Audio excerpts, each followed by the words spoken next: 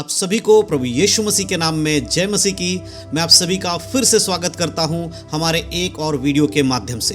और आज हम इस वीडियो के माध्यम से जो बात करने वाले हैं वो है उपवास के विषय में। जी हाँ दोस्तों, जितने भी लोग प्रभु यीशु मसीह पर विश्वास करते हैं उनके लिए उपवास रखना बहुत ज़्यादा ज़रूरी है।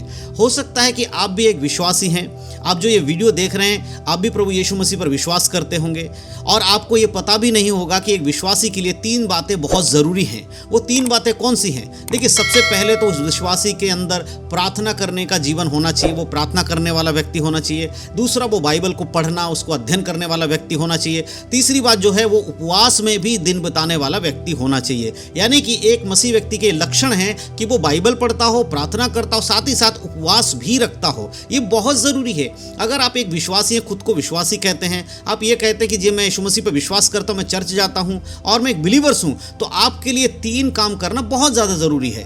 प्रार्थना करना है, वचन पढ़ना है, साथ ही साथ उपवास में भी दिन बिताना है। और हम बाइबल में देखते हैं कि उपवास के विषय में लिखा गया है। खुद प्रभु यीशु मसीह ने जब इस संसार में थे उन्होंने उपवास रखा। बहुत सारे ऐसे लोग जो प्रभु यीशु मसीह के चेले थे उन्होंने भी उपवास रखा। और हमें उपवास के बारे में बाइबल बताती भी है कि हर एक विश्वासी को उपवास रखना चाहिए। तो आज इस वीडियो के माध्यम से मैं उपवास से जुड़ी कुछ बातें आपको बताने वाला हूं। मैं आपको बताने वाला हूं कि आपको उपवास कैसे रखना चाहिए, उपवास कितने दिन का रखना चाहिए, उपवास रखने का सही तरीका क्या है। ये सारी बातों को जो मैं आज इस वीडियो के माध्यम से आपको बताने वाला हूं। एक एक करके चीज़ों को मैं आपको समझाऊंगा। सबसे पहले मैं आपको एक वचन पढ़ के सुनाना चाहता हूं, उसके बाद मैं आपको बताऊंगा कि आगे हमें किन किन चीज़ों को उपवास में ध्यान रखने की जरूरत है। हम पढ़ेंगे मत्ती रचित सुसमाचार उसका 6 अध्याय और वचन 16। जब हम यहाँ पढ़ते लिखा है, जब तुम उपवास करो तो कपटियों के समान तुम्हारे मुंह पर उदासी छाई ना रहे, क्योंकि वे अपना मुंह बनाए रहते हैं ताकि लोग उन्हें उपवासी जाने।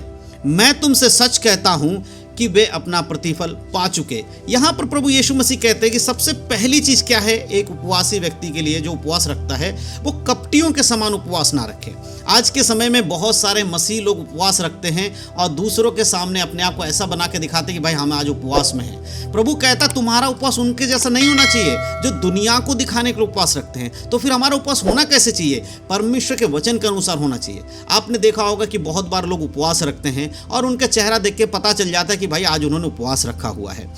इस प्रकार से वो रखते हैं। आपका उस प्रकार का उपवास नहीं होना चाहिए, क्योंकि परमेश्वर कहता है जो लोग दुनिया को दिखाने के लिए उपवास रखते हैं वो अपना प्रतिफल पा चुके हैं। हम उपवास इसलिए रखते हैं ताकि हम परमेश्वर से प्रतिफल पाएं, हमारा आत्मिक जीवन अच्छा हो। उपवास रखने के बहुत सारे कारण हो सकते हैं, उपवास रखने के बहुत सारे मतलब हो सकते हैं। हमें देखना होगा कि हम जब उपवास रखते हैं कि वाकई में वो परमेश्वर के वचन में है या नहीं है। इस बात का बहुत ध्यान रखने की जरूरत है। और आगे जब हम पढ़ते हैं तो वहां देखिए 17 आयत में लिखा है, परंतु जब तू उपवास करे तो अपने सिर पर तेल मल और अपना मुंह धो। यहाँ प्रभु कहता है जब भी तुम उपवास करो अपने सिर पर तेल मलो और अपना मुंह धो।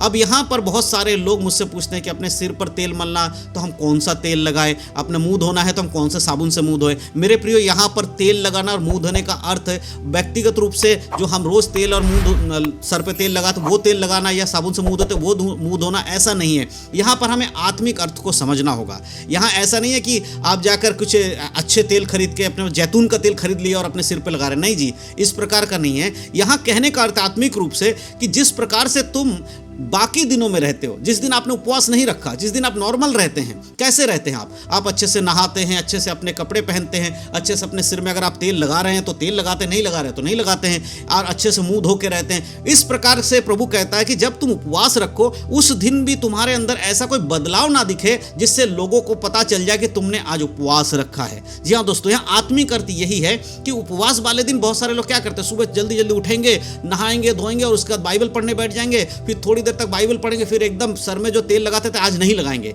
यानी बहुत सारे लोग ऐसे हैं जो रोज अपने सिर में तेल लगाते थे लेकिन आज नहीं लगाएंगे क्योंकि आज उपवास है, इसीलिए अपने आप को शुद्ध रखेंगे। तो इस प्रकार से प्रभु नहीं कह रहा है कि जिस दिन तुम उपवास रखते हो वैसे ही रहो जैसे बाकी दिनों में रहते थे। तो यहां पर तेल लगाने का मतलब है कि हमें नॉर्मल रहना है, कोई एक्स्ट्रा ऑर्डिनरी करके कोई चीजों को करके लोगों को यह जताने की कोशिश नहीं करना है कि हमने आज उपवास रखा है। अपना मुंह धोना यानी कि ऐसा करना कि भाई आज हमने बहुत ही ज्यादा मुंह धो लिया, तेल भी नहीं लगा रहे मुंह पर या कुछ भी अपने ऐसे चीज लगा रहे हैं जिससे कि दूसरों को पता चल जा रहा है कि भाई आज हम कुछ खास कर रहे हैं। तो ये एक आत्मिक समझ देने के लिए प्रभु यहां कहता है कि तुम रोज जैसे रहते हो उस प्रकार से तुम्हें रहना है। तो ये तो है कि उपवास कपटियों के समान नहीं रखना है। और दूसरा चीज, हमें नॉर्मल उपवास रखना है। इससे होगा क्या, इसमें 18 आयत को जब हम पढ़ते, लिखा है ताकि लोग नहीं परंतु तेरा पिता जो गुप्त में है तुझे उपवासी जाने, इस दशा में तेरा पिता जो गुप्त में देखता है तुझे प्रतिफल देगा। इसका मतलब कि हमें उपवास परमेश्वर के सामने रखना है, परमेश्वर के लिए रखना है, परमेश्वर के जो आशीष के लिए रखना है। तो हमें प्रभु को खुश करने वाली बातों को करना है, संसार को दिखाने वाली बातों को नहीं करना है। जब हम परमेश्वर के वचन के अनुसार उपवास रखेंगे तो प्रभु हमें प्रतिफल देंगे, क्योंकि वो गुप्त की चीजों को देखते हैं और गुप्त में वो प्रतिफल देते हैं। तो ये तो है उपवास रखने का तरीका, आप कैसे उपवास रखें। हम संसार के रूप में जैसे लोग रखते हैं उस प्रकार का उपवास ना रखें। अब एक सवाल और बहुत सारे लोग पूछते हैं कि उपवास कितने दिन रखें। देखिए, उपवास रखने का कितना दिन है, आप 1 दिन रख सकते हैं, आप 3 दिन रख सकते हैं, आप 7 दिन रख सकते हैं, आप 21 दिन रख सकते हैं, आप 40 दिन रख सकते हैं। 40 से ऊपर मत जाइएगा, क्योंकि 40 से ऊपर यीशु मसीह नहीं गए तो हम उनसे आगे जाकर उनसे बड़ा बनने की कोशिश नहीं करना है। तो 40 दिन तक मैक्सिमम हम रख सकते हैं। लेकिन यहाँ पर ज़रूरी नहीं है कि हर व्यक्ति 40 दिन का उपवास रखे, या हर व्यक्ति 21 दिन का उपवास रखे, या हर व्यक्ति 7 दिन का उपवास रखे। लेकिन एक व्यक्ति हफ्ते में 1 दिन उपवास रख सकता है, क्योंकि नॉर्मल हम 24 घंटे का उपवास रख सकते हैं। और बाकी जो 7 दिन, 21 दिन या 40 दिन का उपवास है, वो किसी किसी को परमेश्वर की ओर से जब अगुवाई होती है तभी रखना चाहिए, या प्रभु के लिए कुछ ऐसा काम करने जा रहे हैं, जब आपको उस काम को शुरू करना है। जैसे प्रभु यीशु मसीह अपनी सेवकाई को शुरू करने से पहले उन्होंने 40 दिन का उपवास किया। इसी प्रकार से बहुत सारे लोगों ने बाइबल में देखते हैं कुछ खास मकसद के लिए जब उनको निकाला गया तब उन्होंने उपवास रख के उस चीज़ को शुरू किया। तो उस तरह से जब आपको परमेश्वर की ओर से कोई अगुवाई मिलती है, या आपको किसी विशेष कार्य के लिए उपवास रखना, तब आप 3 दिन का, 7 दिन का, 21 दिन का, 40 दिन का रख सकते हैं। लेकिन यहाँ बात हो रही है एक नॉर्मल विश्वासी की, जिसके लिए कोई टारगेट नहीं है। तो उसको क्या करना चाहिए, हर एक विश्वासी को महीने में 4-5 उपवास तो रख लेना चाहिए। मैं समझता हूँ कि ये बाइबल के अनुसार जरूरी है, क्योंकि हम उपवास रख के अपने आत्मिक जीवन को अच्छा करते हैं। अगर हमें आत्मिकता में बढ़ना है तो हमें हफ्ते में 1 दिन या 2 हफ्ते में 1 दिन हमें उपवास जरूर रखना चाहिए। और उपवास रखने का कोई दिन लिमिट नहीं है, आपके ऊपर है कि परमेश्वर आपको क्या अगुवाई करता है, उस प्रकार से उपवास रखें। लेकिन यहाँ एक बात बता देना चाहता हूँ, बहुत सारे लोग सोचते हैं कि सुबह हम उपवास रखते शाम को खोल लेंगे। तो आपके ऊपर, अगर आप सुबह से शाम तक उपवास रख सकते हैं तो ऐसा करिए, या आप 24 घंटे का रख सकते हैं कि भाई 1 दिन सुबह से लेकर दूसरे दिन सुबह तक, तो आप वैसा भी कर सकते हैं। तो ये तो है उपवास कितने दिन का रखें। अब है उपवास रखने का सही तरीका, वो मैं आपको जल्दी जल्दी बता देना चाहता हूँ। वीडियो ज़्यादा लंबा नहीं होगा, थोड़ी सी देर में 2-3 मिनट में ख़त्म करूँगा।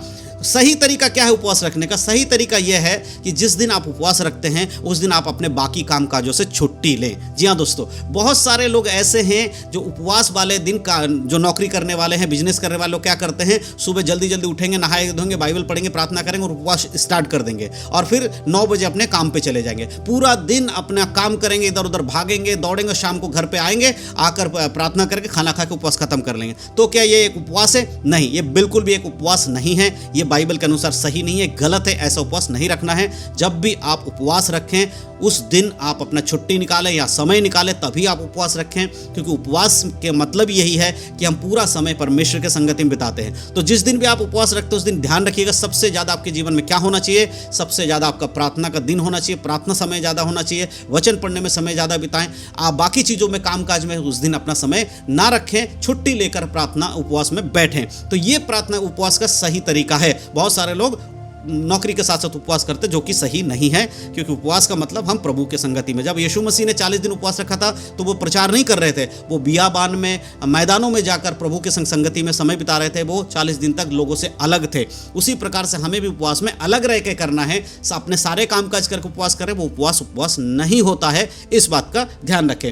एक आखिरी चीज़ मैं अलग से बता देना चाहता हूँ कि बहुत सारे लोग कहते हैं कि उपवास में हम क्या खा सकते हैं। देखिए, उपवास अगर आप रख रहे हैं तो उसमें खाने का तो कोई सवाल होता ही नहीं है, क्योंकि उपवास का मतलब ही है कि हम वो कुछ भी नहीं खा रहे हैं और परमेश्वर की संगति में समय बिता रहे हैं। लेकिन यहाँ एक चीज़ मैं बता देना चाहता हूँ कि जो लोग ऐसे हैं जो शारीरिक रूप से कुछ बीमार हैं, उनके शरीर में कोई प्रॉब्लम है, अगर उनको कोई दिक्कत होती है उपवास रखने में, तो वो हल्का पानी या हल्का सा कोई, जैसे कोई दिक्कत होती है तो लिक्विड टाइप का कुछ ले सकते हैं, पानी हो या कॉफ़ी या चाय ले सकते हैं, जिससे कि उनके शरीर में कोई प्रॉब्लम ना आए। बहुत बार ऐसा देखा जाता है, कुछ डायबिटीज़ के लोग होते हैं जिनको बीमारी है डायबिटीज़ की, वो क्या करते हैं, उपवास रख लेते लेते हैं तो उनके लिए बहुत दिक्कत ये है, क्योंकि डायबिटीज़ के लोगों के लिए ज़्यादा भूखा रहना भी उनके लिए डेंजर है। तो ऐसे लोग उपवास ना रखें। जितना समय आप बिना खाना पीना खाए रह सकते हैं, चाहे 1 घंटा 2 घंटा 10 घंटा, आप प्रार्थना में समय बिताएं और प्रार्थना भी करें और पूरे दिन अपने प्रार्थना में समय बिताएं, तो वो उनके लिए ठीक है। लेकिन बहुत सारे स्वस्थ लोग हैं जो खाते पीते हैं, उनको कोई दिक्कत नहीं है, ऐसे लोग क्या करते उपवास रखेंगे और उसके बाद जाकर भैया जूस भी पी लेंगे, केला भी खा लेंगे, संतरे भी खा लेंगे, सेब भी खा लेंगे, ड्राई फ्रूट्स भी खा लेंगे और बाकी बहुत सारी चीज़ खा लेंगे और कहेंगे जी हम उपवासी हैं। तो ये उपवास नहीं होता है, ठीक है। ये तो डाइट हो गया ना कि आपने अच्छे से खाना पीना जो बाकी दिनों नहीं खा रहे वो आज खा रहे हो। उपवास का मतलब होता है कि हम कुछ भी नहीं खाते हैं, हमारे पास इतना भी टाइम नहीं होता कि हम खाना खाने जाएं। असली में उपवास का अगर मतलब देखा जाए तो यही है कि प्रभु हमारे पास समय ही नहीं है कि हम खाना खा सकें, हम आज के खाने को भी हम त्याग कर आपके सामने बैठने वाले हैं। लेकिन हाँ, पानी लेना, अगर आपको लगता है कि आपके शरीर में डिहाइड्रेशन हो रहा है, कुछ दिक्कत हो रही है, तो पानी आप ले सकते हैं, थोड़ा थोड़ा पानी ले सकते हैं, जिससे कि आपके शरीर में जब आप प्रार्थना करते हैं तो गला सूख रहा होता है, बोलने पे हमारा गला सूख जाता है, उस तरीके से हम पानी अगर पिएंगे तो थोड़ा सा हमारे गले में भी दिक्कत नहीं होगा, हम आराम से बाइबल पढ़ पाएंगे, प्रार्थना भी कर पाएंगे। तो उपवास का मैंने जो बातें बताई कि उपवास कैसे रखें, कपटियों के समान नहीं होना चाहिए। उपवास कितने दिन रखें आपके ऊपर डिपेंड करता है कि आप किस तरह से उपवास रख रहे हैं, वो पूरे वीडियो मैंने समझा दिया, आप दोबारा से देख लीजिएगा।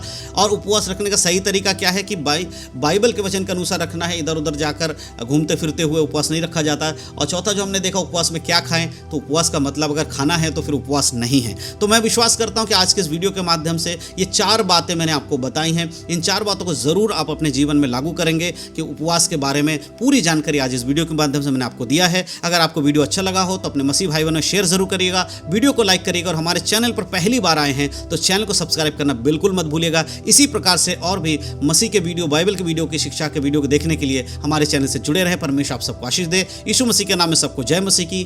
God bless you. यीशु मसीह के नाम में आमीन।